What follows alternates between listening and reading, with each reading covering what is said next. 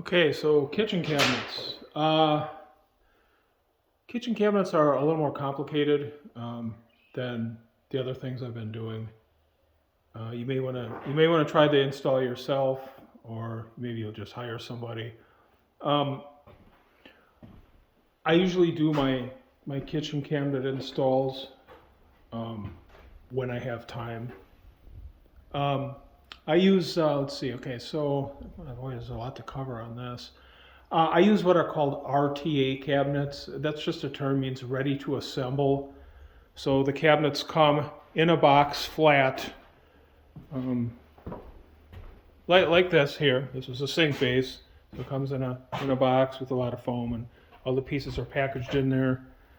This is a side. Actually, this is a side that had been damaged, and they sent me another one. Anyway, so I use RTA cabinets. I've been using them for years. There's all different styles. Usually when you buy cabinets online, like if you go to cabinets.com or whatever, those places, those are RTA cabinets. And because to ship cabinets, they're bulky. If they're all put together, they're bulky. So to keep costs down, because most of these RTA cabinets are made overseas. Like these are made in China. So the wood is from America. Like these are all maple. Well, the sides are plywood, but the parts that are solid wood are all maple.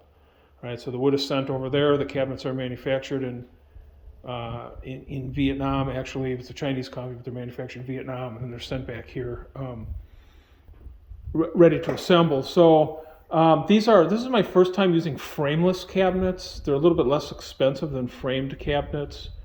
So I'm trying them out. I actually like them.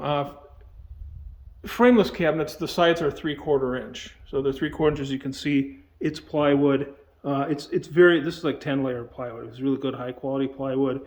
Anyway, and the reason they're 3/4 is because the doors are mounted directly to the sides. If they're frame cabinets, in other words, they have a 1x2 face frame applied to the box, then that's usually 1/2 inch plywood because it's the face frame is holding the doors. Shelves are 3/4 inch. Some companies they're less. This company, or this, I should say, not the company that manufactures, but the company that I order from. The brands or the manufacturers that they carry will have 3/4 inch 3/4 inch shelves, which is nice. And then drawers are they're all dovetail drawers. Now these are a little thinner. When I was using the frame ones, this is a little thicker. This is like 5/8. On the other ones, I think they're 3/4. In this, they use like a rubber wood, which is a hardwood from recycled rubber trees. But they're all dovetail drawers and applied faces. The framed ones I was using, the boxes are all maple, and but they're still dovetail, and they're a little bit thicker. But it's still a high quality cabinet. They're full extension glides, and then the soft close, which they all have. So anyway, on these cabinets, the sides are thicker, and in a way they're easier to assemble. Now this particular company, you have to assemble the drawers. So the drawers also come flat. You have to assemble the dovetails, and then I've got a 23 gauge pin nailer. It's like a micro. It fires really small nails, and then I put a few. I glue, and then I put a few in there. The other company I was ordering from that had the framed cabinets, it's not the other company, it's the same company I ordered from, it's a different manufacturer, I guess. The drawer boxes came put together. So those were put together, all you had to do is put on the front. So this one, you have to put the drawer boxes together. But I mean, it takes 10 minutes a box. I mean, they're all ready to go, it's just a little glue and then really small nails. Here's the micro pin nailer. So it fires. This is Grex. I've had this for years. I don't know if they still make these, but this particular brand. But anyway, this fires like 1/2 inch to I think inch long. They're really small nails. Like the nails come like this, right? And in this box, when it's full, is 10,000 nails. So you can imagine how small they are. I mean, they're so tiny. The heads are they don't really have, they're headless, but the side that has the point on it, they have to put an arrow on so you know which side goes down, which side has the point on, because this is like, each one of these is like 100 nails. So anyway, It's a 23 gauge nail. I think it's 23 gauge nailer. It comes in handy for a lot of things: cabinet install, finished carpentry, doing the crown molding. When I do the crown molding here, it's nice for because the nails are so small, they don't. You almost don't have to fill the holes.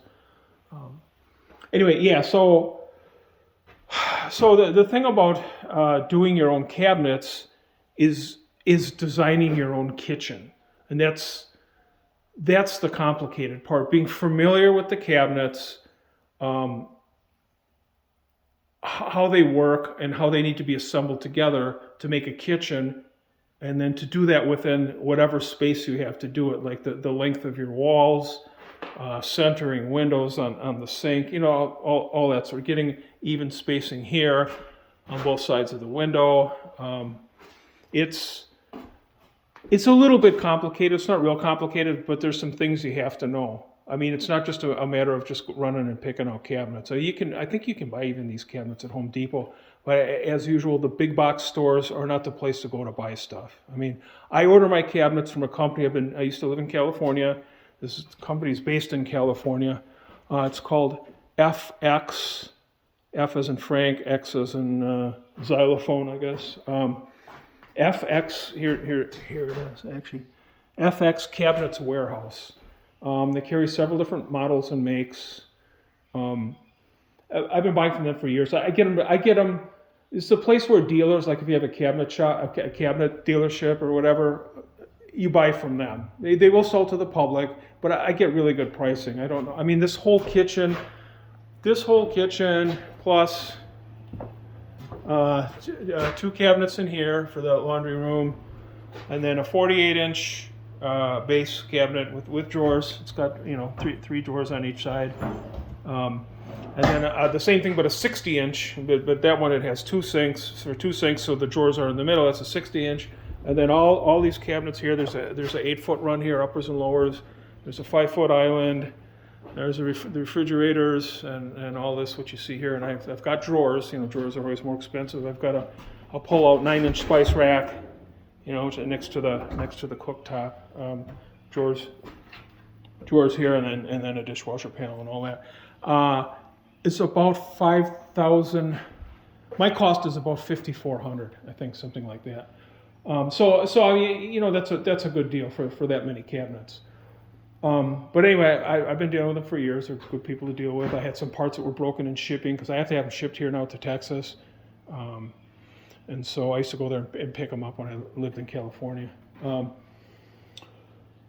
They just say, they always have extra cabinets that are damaged when they get them from China on the containers. And so they always have extra parts, so they don't charge me for parts. They'll just charge me to ship the parts out. I had a couple of pieces that were damaged on this one. I had a couple of pieces that were damaged on the other one, where they were chipped, where they couldn't be reused. And they sent me the parts. They stand behind their stuff. It's good company. I always deal with Arturo. He's my sales guy I've been dealing with for years. But anyway, yeah, so you can find them online. I think it's cabinetswarehouse.com is the name of the website, but the company is FX Cabinets Warehouse. And like I said, Arturo, Arturo, he's the sales guy I usually deal with. I've been dealing with him I've been buying these cabinets since 2006. From this company. This is the first time trying these. But anyway, yeah, so I'm getting off on a side tangent here. So you have your wall, you have your measurement from this corner, for example, to here. Now you don't want to touch the trim, for example, so you want to stay away. So you got to figure out how you're going to order the parts. RTA cabinets come in 3-inch increments. Some companies make as small as 9-inch, but most of them start at 12-inch. This company starts at 12-inch. I don't think they have 9-inch base cabinets and upper cabinets. I think they have 12-inch. But the spice rack is a 9-inch wide item. So it starts at 12, then 15, then 18, then 21, 24, 27, 30, on up 33, 36, 39, and up. Some companies go as wide as 42. So they're sold in 3-inch increments. Okay, so that's with all RTA cabinets. It's just the way they're all sold. And then you can't obviously divide all situations into 3-inch increments evenly, so then they make filler strips, and filler strips come 3-inch wide and 6-inch wide, and you can, let's see, do I have a filler? I think I have a filler strip here. You can either get them in the 42-inch long, or here's a filler strip. It's basically, it's like a 1x6, right? It's solid wood. This is solid maple. And then you can also get taller ones. You know, I don't know if you can get the 6-inch in a 96-inch tall, but you can get the 3-inch, I know for sure, in a 96-inch tall if you need longer filler strips. And then you cut those filler strips accordingly to make your cabinets fit the walls. So here, like in the corners here, I've got a 1-inch, maybe a 1-inch or 1.25-inch filler strip, whatever it is. I don't remember exactly. But you have to think about, you need room for the doors. So you couldn't have the cabinet end all the way here in the corner because this door wouldn't be able to open. This one would be in the way. So you need to put filler strips here anyway, right? But let's say you didn't have an issue with the doors, right? If the wall is 121 inches long, you can't make up 121 inches in 3-inch increments, so you'll have to add a filler strip in at the end of it. So I'll show you. Let's see here, for example, right? So here I cut a filler. You can't really see because these are full overlay doors, but there's a joint here. I cut this out of the 6. I buy the 6-inch wide. It's a little cheaper, and then I just make my rips out of it. Here's another one here. Here's a small piece of filler I had to cut to make up the difference, so that this wall would these row of cabinets would end where I wanted it to, which is close to the trim here, and that they lined up, the tops and bottoms lined up. So that's how those work. So your filler strips make up the difference. Now on the lower cabinets, and your base cabinets, when you have opposing doors or drawers, you've got to think about, like here I've got, I think it's about 3.5 or 4 inch, and here I have 3.5. Now, the reason I needed this much is because I needed this base cabinet centered on the sink. On the base cabinet, or the sink is centered on the base cabinet, needs to be centered on the window. Now if it's off a little bit, you're not going to notice, but I was able to get it exact. And so I needed a 3.5-inch filler here in order to do that.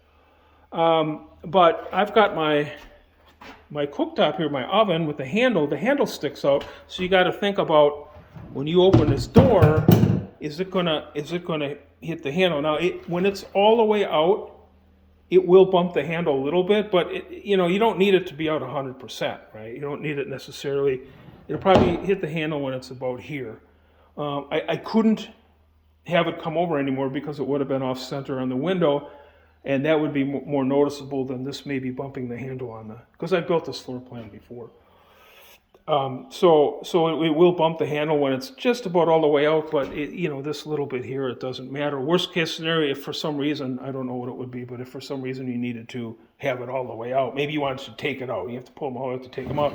All you do is you just pull the oven handle down, and then you could open it. But the other thing to think about too is you have to watch clearance here. So you're out 1 inch from your frame because of your doors. So this is 24 inches to here, but you got to factor 1 inch for your doors or drawers, either way.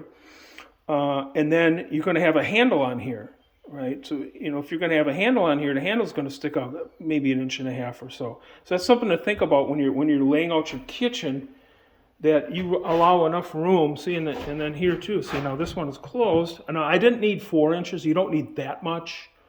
I did that so that this whole thing lays out the way I needed it to lay out.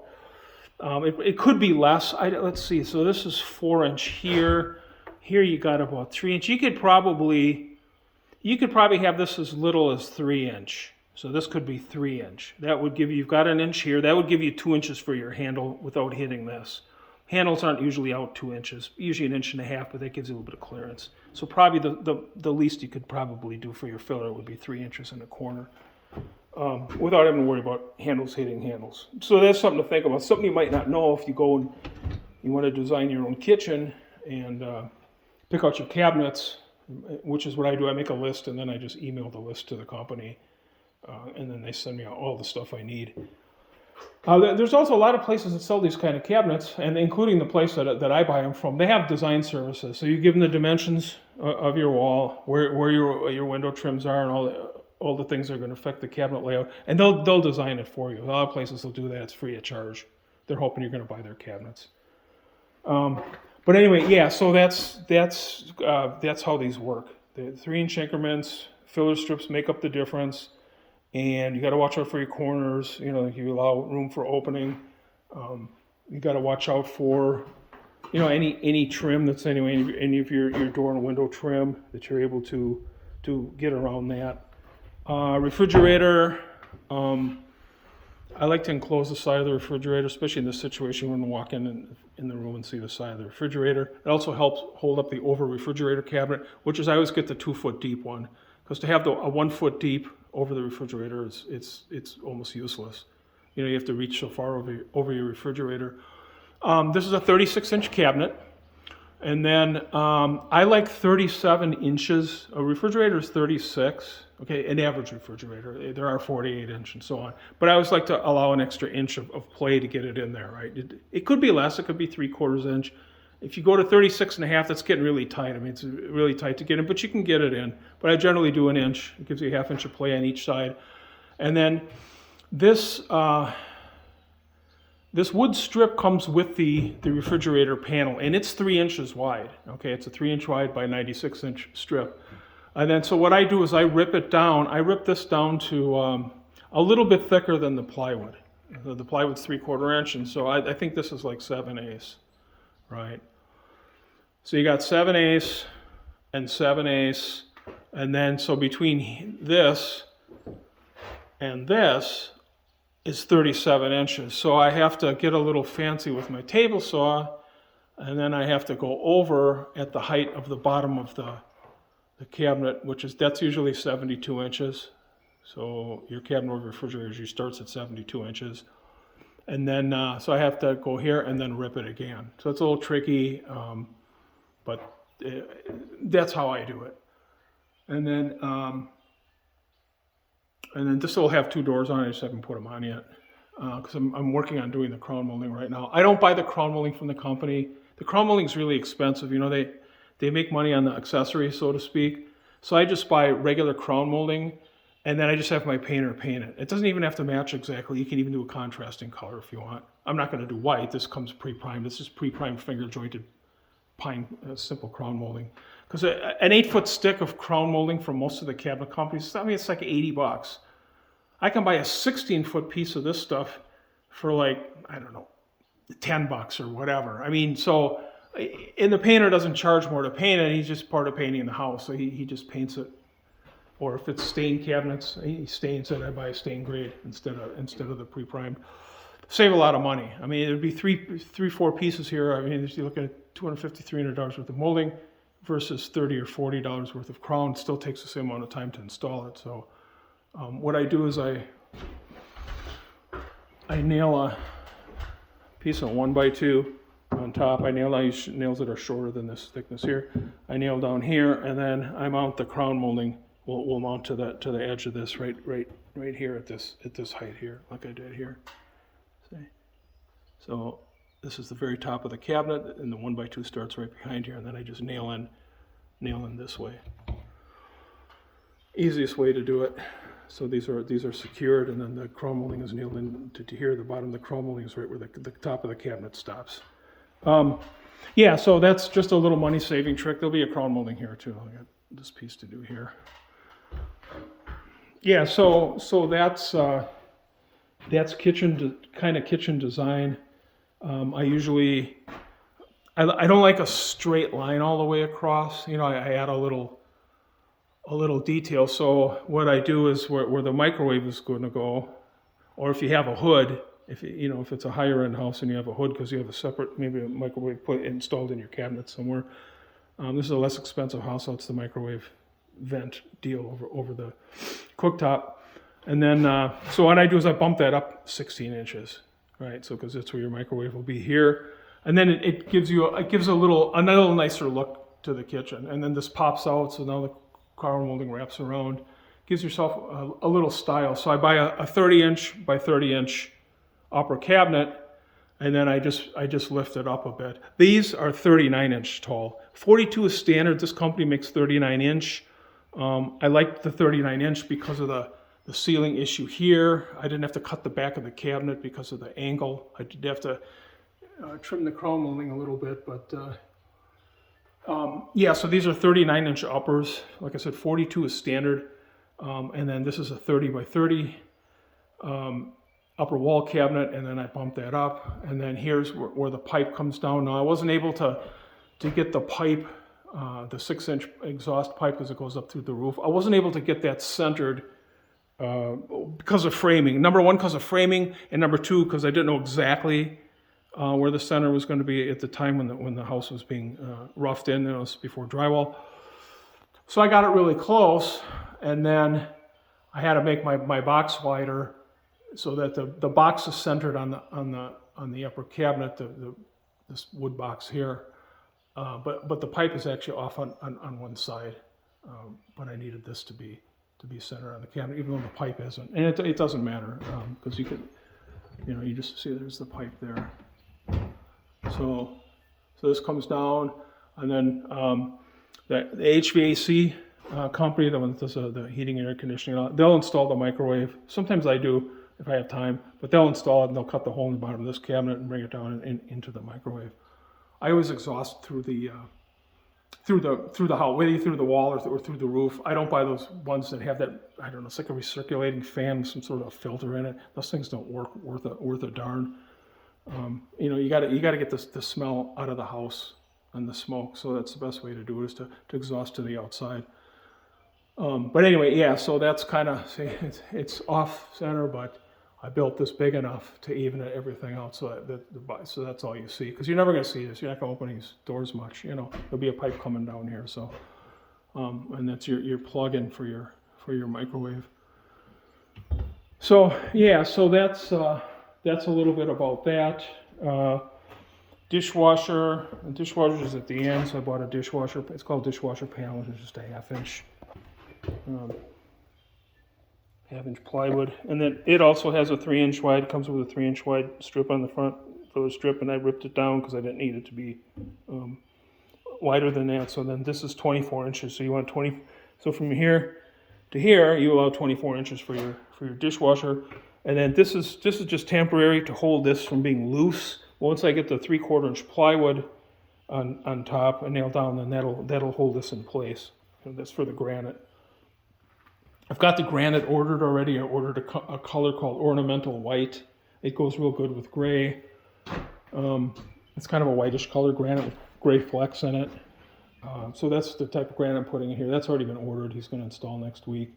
And I'll make sure I get all the plywood on. I use 3/4 inch plywood. Let's see, what else? I think, so is there anything here in the bathroom? Bathroom vanity cabinet. So here, this was damaged. I haven't changed this out yet. This got damaged, so they sent me, and this is one of the parts they sent me. And then I was missing a few hinges. The box that got where these parts got damaged in this box here, because this got damaged and this end panel got damaged. This is the one, the new replacement one. I think a couple of the hinges had fallen out, and that's why I can't put these doors on. So I've got hinges coming too. Here's the new replacement panel for this. Like I said, they had extra parts laying around, so they just sent me. So these are 21 inches deep. So bathroom vanity cabinets are, instead of 24 inches deep, they're 21 inches deep. They're a little bit shallow. Same height, but they're a little bit shallower. So it's got drawers in the middle because it's too. It's for double sinks.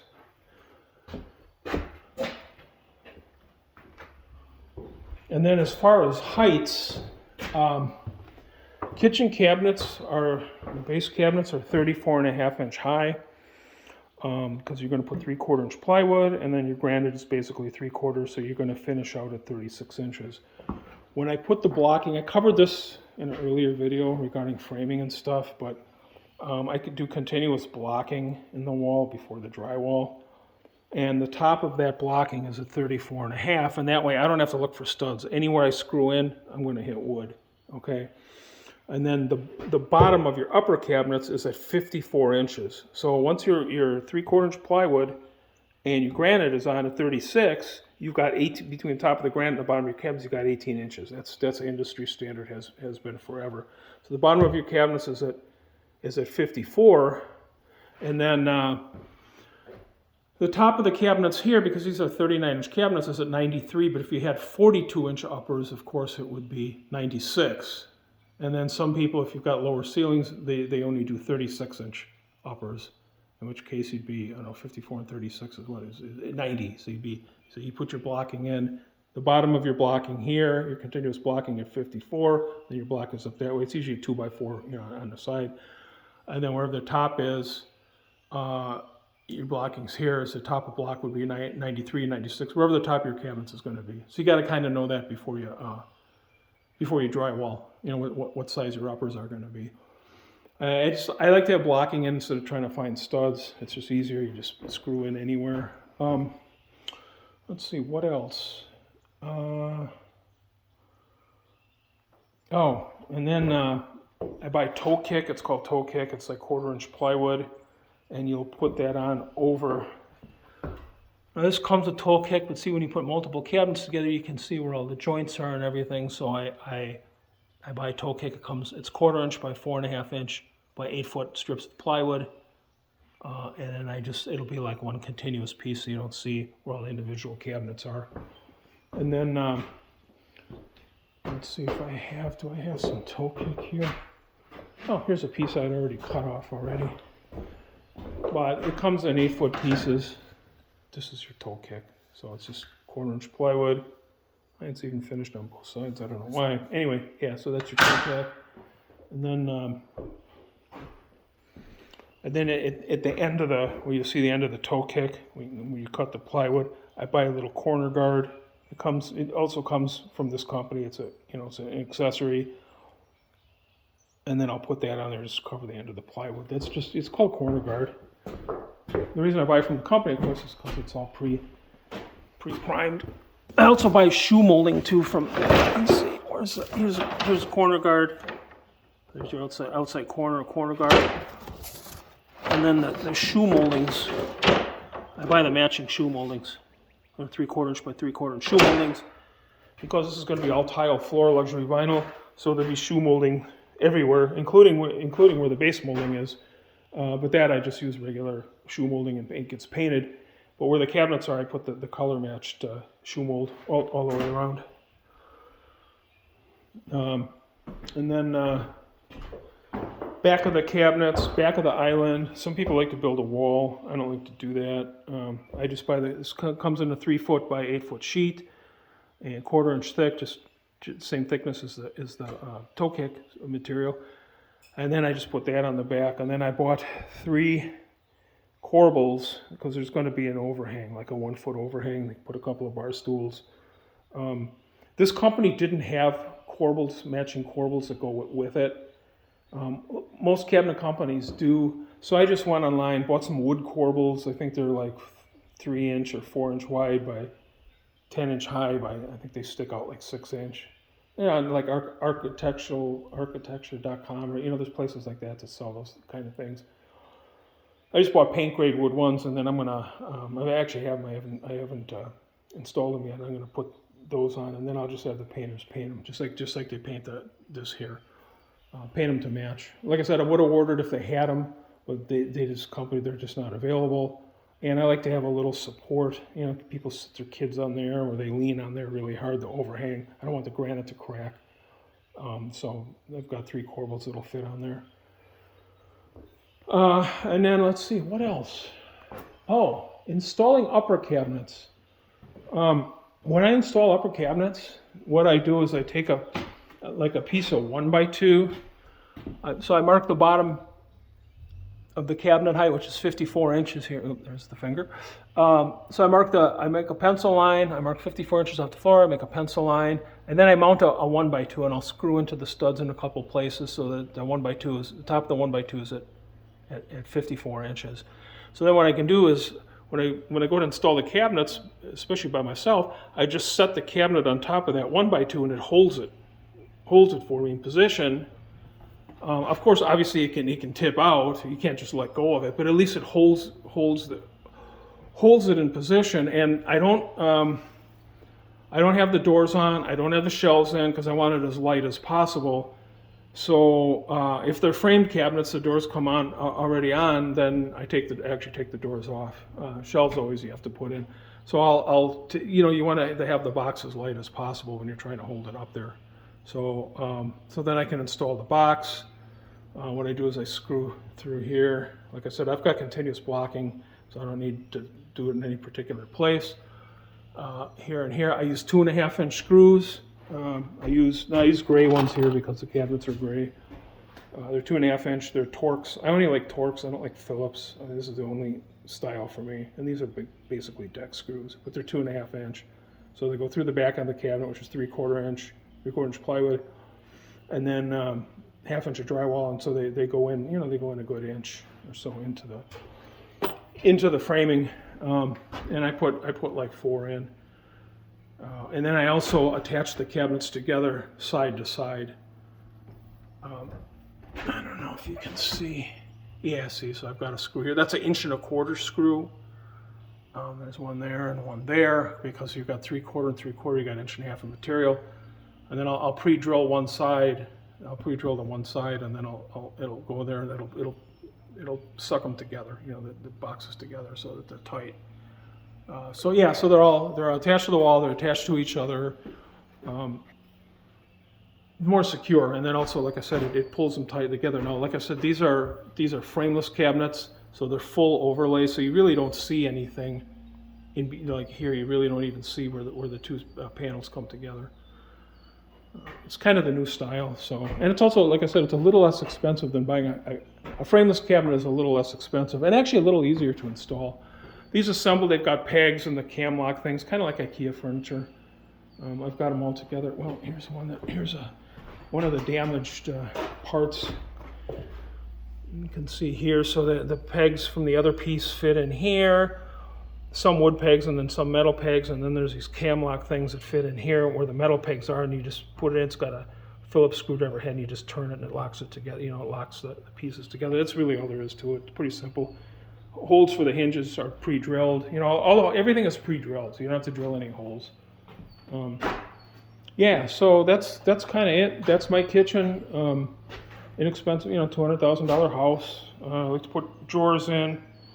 This company only has 2-drawer 30-inch base cabinets. These are 2 30-inch base cabinets to make a 60-inch island. They only have these big drawers, which are really big. So I wanted a smaller drawer. So instead of buying, when I was using the framed cabinets for this floor plan, they were 3-drawer base cabinets. So there's a small drawer and then 2 bigger drawers on the bottom. You had this size drawer, and then you had 2 smaller drawers. And then I would put in 2 drawer bases. But they only got these great big, they're good for pots and pans, but you don't need that much pots and pan space. So I just bought a regular base cabinet just so people would have the smaller one, for people. These small drawers I think are more handy than these great big oversized drawers. Most people don't have that many. This is like a casket. It's huge. So anyway. It's deep. It's like 12 inches deep. Anyway, but a lot of drawers. This house doesn't have a pantry, so I try to put as many drawers as possible, even though they cost a little bit more. But for $5,400, it's a pretty good deal. Now I still have to install them myself, so I probably saved maybe $1,200 in labor. It took me a couple days.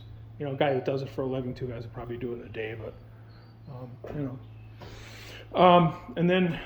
Of course, you have to fill in here.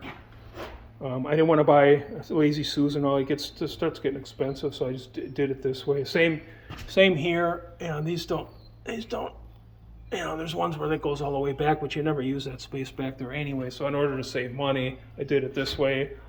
And then I fill in here and I nail this to the wall and put a little extra support. This is where the plywood seam will come together because the 8-foot ends here, and I got to put another piece here.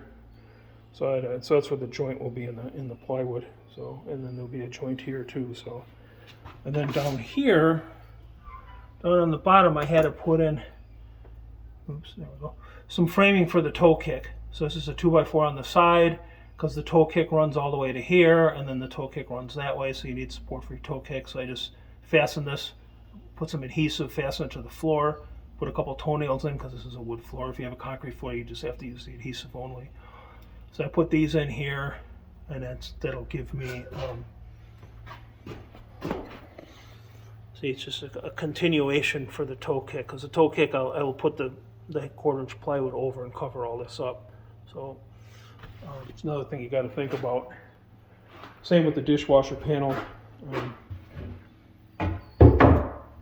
Dishwasher panel, I had to secure a board to the floor. Now if you have concrete floor, if you're building on a slab, then you can only use adhesive, right? So you have to use adhesive. You get a quick dry adhesive if you want. And then this is fastened to the wall here, and then a piece across here to support the back of the plywood that'll be on top. And a strip here because you need to secure your plywood, and it's kind of hard to secure plywood to your 3/4-inch plywood to this thin plywood here. So I added this for some additional nailing. This is, again, is temporary. So that's kind of how you fill that in, or how I do it. Here, kind of same situation. You know, you have plywood here, so I had to draw a line on the wall, follow that line. I used a shoe molding. I had that shoe molding follow the line. I used caulking and nails. I'm not into framing here because there wasn't a stud here or here either. But if you caulk the back of the shoe molding and then you put some nails in, once the caulking dries, it's stuck to the drywall. You know, by regular just painter's latex caulk. I mean, it'll stick to the drywall enough to hold it. It gives me something to hold this in place. And then I could use some small nails and put a few in along here to hold this to the shoe molding. And it works fine. I mean, as you can see here and here, and then it doesn't interfere in your refrigerator. So, because you don't want to interfere with when you go to push, you want to be able to push your refrigerator back as far as possible. So that's why I use the shoe molding instead of a bigger strip like a 1x2 or something. It would interfere with the back of the refrigerator. Anyway, yeah. So that's kind of how I held these in place. Now I've got a wood floor, so I can kind of cheat and I can put a few toenails in. If I didn't, I would use adhesive. And then remember, now you're going to put your flooring on here, whether it's wood flooring or laminate or whatever. It's going to fit tight around here. And then there's going to be a shoe molding. It's going to go where the floor meets this. So this will be locked in place eventually anyway. The only reason I put these toenails in is to keep it in place during construction until I get the floor installed. Once the floor is installed and the shoe moldings are installed, this isn't going anywhere. I'm putting in laminate flooring, luxury vinyl. I'm sorry, not laminate, luxury vinyl flooring. I mean, it's 1/4 inch or more, so this will all be locked in here. So you don't need to worry about this. But if you want it in place during construction until you get your flooring in, you can get it in place where you want it. I jammed a shim in there to tighten it, a piece of cedar shim, and you could put some adhesive on it, and that would hold it. If you're on a concrete floor. So it just doesn't get moved around during construction. I'm trying to think. I think that's kind of it. That's cabinet install. It's a little complicated. I mean, designing is a little complicated. If you're not familiar with working, I've been working with these cabinets really since the 80s. These type of cabinets. So I'm kind of used to it. I know how to put them together, and I know how to design my own kitchen. But like I said, but most of the places that sell them, I think all the places, so they will do a design for you. Whether you buy them online or not, they'll design them for you. A lot of places online are expensive. There's like Cabinets to Go and cabinets. Some of those places are more expensive because they advertise a lot and they have they kind of have a big name. And the online presence, so they're not quite as cheap. You really got to shop them around, and then you got to know what you're getting. Are they plywood? Are they 3/4 inch shelves? Are they full? The other thing is this company has full depth shelves. So in their base cabinets, say they're full depth. Some companies only have half depth, right? Which to me is useless. You need full depth. Are they 3/4 inch? Are they 5/8? Are the drawers dovetail, or are they stapled together or whatever? So that's just stuff you gotta know what you're getting. A lot of places will send you sample doors. They'll charge you for it, but they'll send you a sample door, or they'll explain how they're constructed online, so you know what you're getting. So they're not all the same. The companies that sell them aren't all the same, and the manufacturers aren't all the same. This company I deal with, they only deal with premium, what I call more premium quality cabinets. So this FX Cabinets Warehouse. I think that's it. I don't know what else to say. There could be more. If there is, I'll make a part 2. But that's kind of cabinets in a nutshell. Cabinets 101. Like I said, if you want to try it yourself, I would say go for it. It's not as easy as it looks on these remodeling shows on TV, where you see people that hardly ever pick up a hammer and they're installing their own cabinets and stuff. I mean, it's not quite that simple. There's a little bit to it, to get it all to come out right, so that it looks right. Anyway, I got to go back to work because this is my long 41 minutes. Oh, I got all kinds of other videos from the start of the construction of this house, from the framing all the way on up. So if you want to learn how to build a house, all kinds of tips and tricks. I mean, I'm more about tips and tricks. So what I do is I do the work, and then I show you what I did and explain to you what I did, how I did it, why I did it, what to look out for, instead of just recording me installing cabinets or doing this or doing that. That's not really teaching you anything. So I'm just trying to give you 40 plus years of construction experience, stuff to watch out for, tips and tricks. That's basically what I'm about. So, but I've got other, if you check out my channel, I got other stuff on different aspects of home construction. And then, if you hit the like button, it helps. I mean, it helps the algorithm put the video out there for more people to find it, so that they can learn stuff that they want to learn. These little trade secrets, I guess. And you can always ask questions. I always answer questions as best I could. Ask questions in the comment section. Yeah, I think that's it. And now I'm 42 minutes. I need to get back to work. All right, back to work.